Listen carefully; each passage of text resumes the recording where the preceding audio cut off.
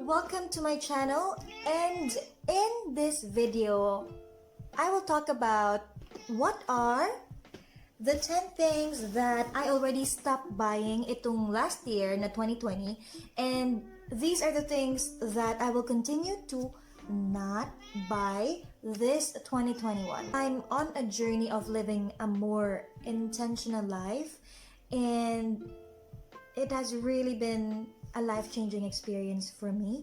At pangalawa, I'm taking full control over my spending habits. Right, Pinkie Pie? That's why I'm excited na mag-hangout kasama ka.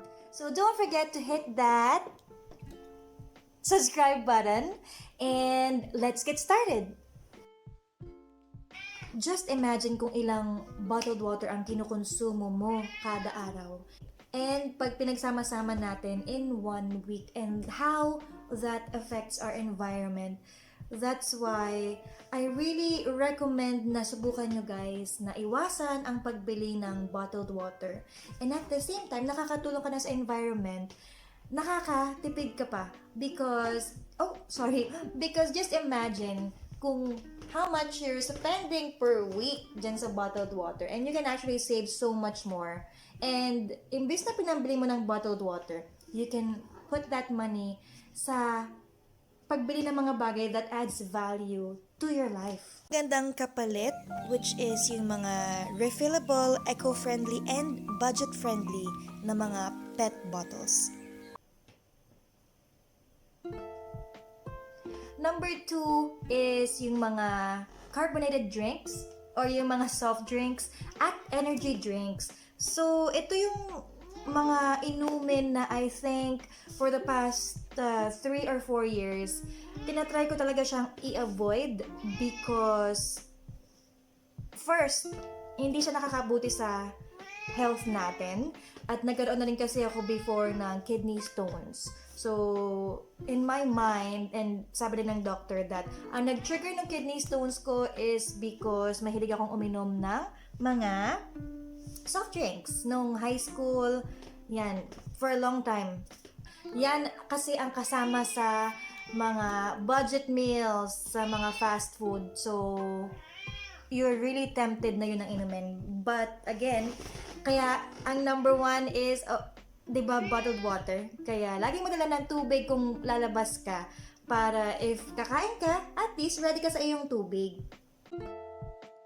Yes, I like perfume. But the only reason kung bakit it's in my list is because I have several perfumes that I haven't consumed and perfumes na niregalo sa akin. That's why I don't feel the need to buy more kasi it will just be clutter and it will take years before I consume all of them. That's why that's in my list. I'm not going to buy any perfume this 2021, but I accept gifts. Don't think na wala akong skincare because syempre kailangan natin ng skincare para mapanatili ang ating youthful glow and yung maiwasan natin ng mga wrinkles. But since year 2020, I have stopped buying yung mga expensive na mga commercial face creams. And napansin ko that a lot of people talagang nag-invest in these face creams dahil dun sa mga claims na it will give you a youthful glow, etc., etc. Pero, because I'm in this journey of living a more intentional life, ang ginagawa ko ngayon is instead of yung mga cream na most of the time marami siyang halong chemicals na in the long term it's not good for our health. That's why ang ginagawa ko is I'm using pure essential oils. So ang pinaka-favorite ko right now is yung sweet almond oil, jojoba, and grapeseed extract. And minimix ko rin with lavender. So, these are my top favorites. And if you want to watch a video about essential oils, just comment below so that I can share with you kung paano ginagawa yung aking moisturizer. At yun na rin ang ginagamit ko for day and night. Kasi I'm very, very prone sa pimple and acne because I have sensitive skin. So, shout out sa mga may sensitive skin and oily skin tulad ko na hirap talaga makahanap ng mga products na pinapahid na hiyang. So, comment below because I'm more than happy na i-share sa inyo yung more natural approach to skincare.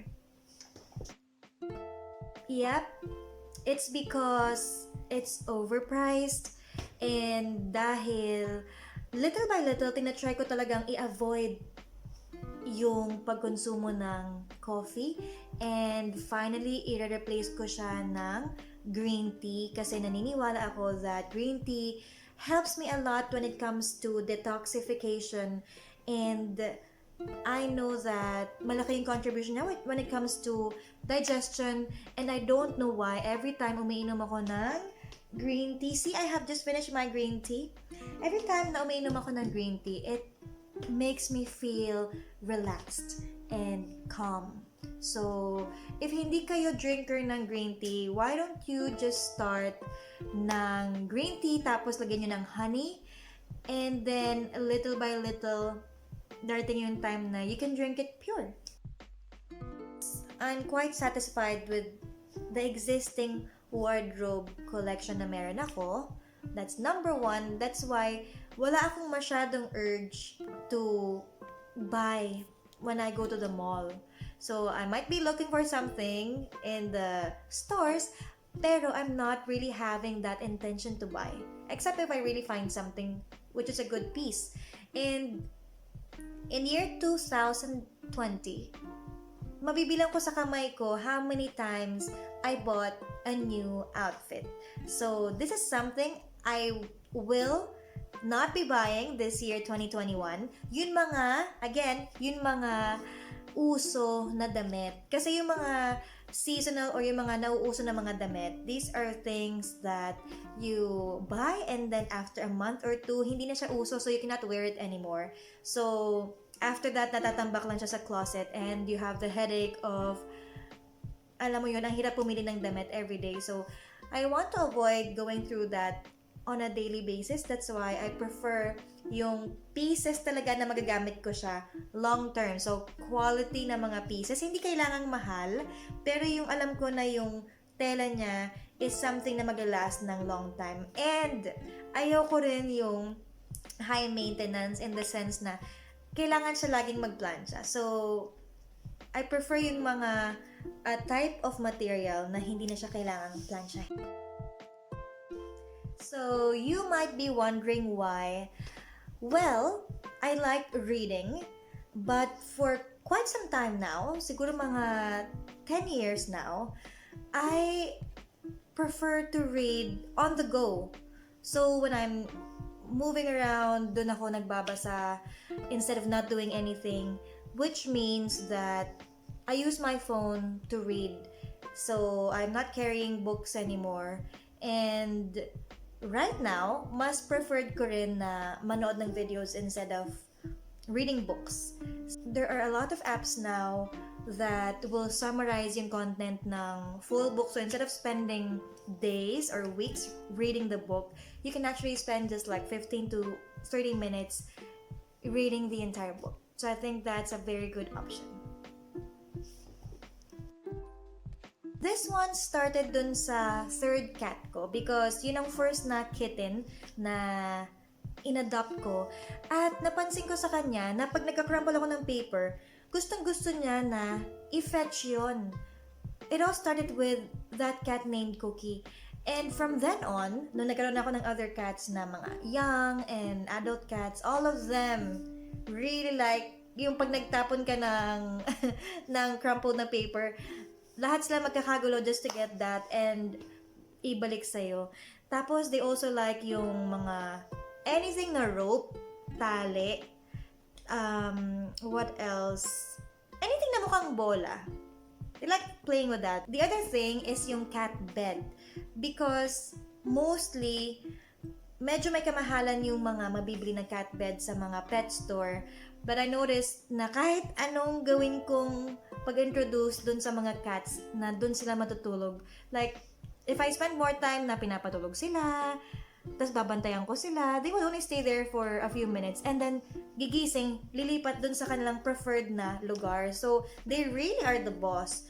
They will be the one to choose kung saan nila gustong matulog, if they wanna sleep in the couch, in the chair, on the floor, on the bed, kung saan man. So, I think it's not good value for money to invest in a cat or a dog's bed.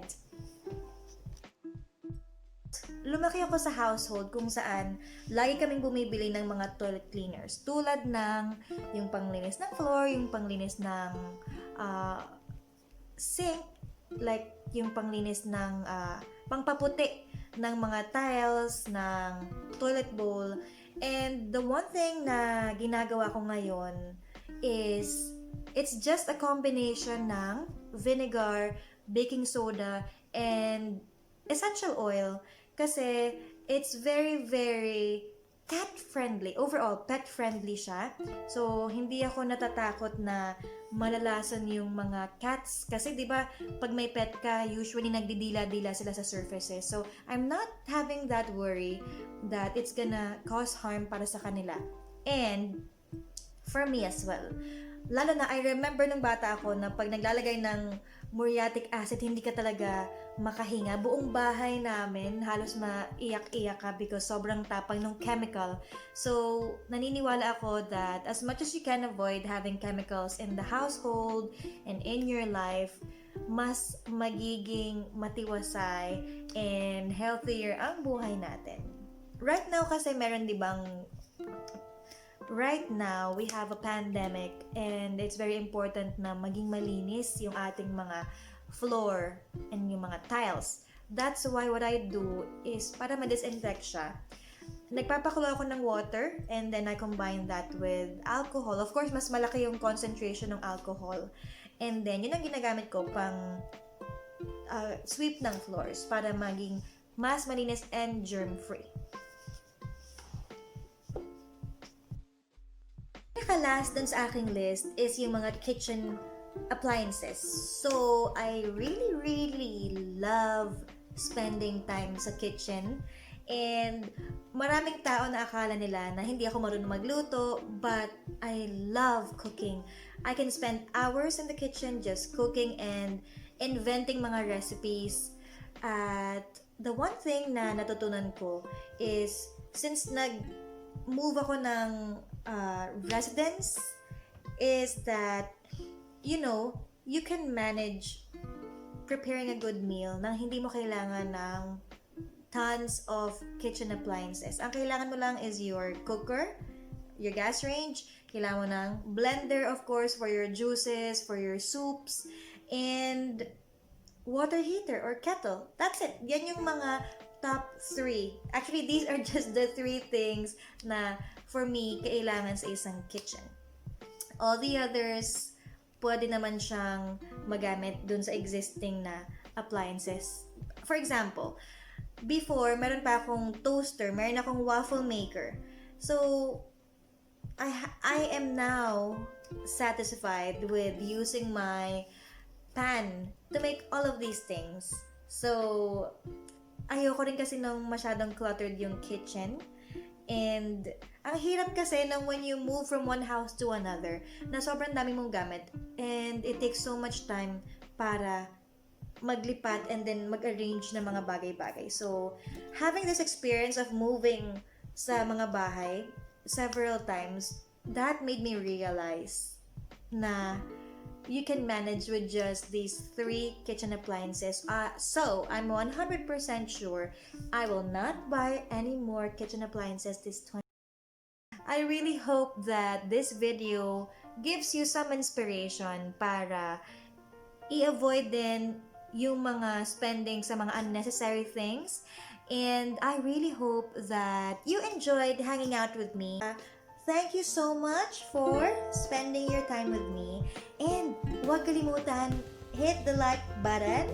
At do not forget to hit the subscribe button down below. And huwag nyo kalimutan rin na mag-comment. Please comment below ano yung 10 things that you will try to avoid. And I'm really excited na mabasa because heart will be so full if I see your comment. And if you have a video request, just comment and tatry natin ng gawin.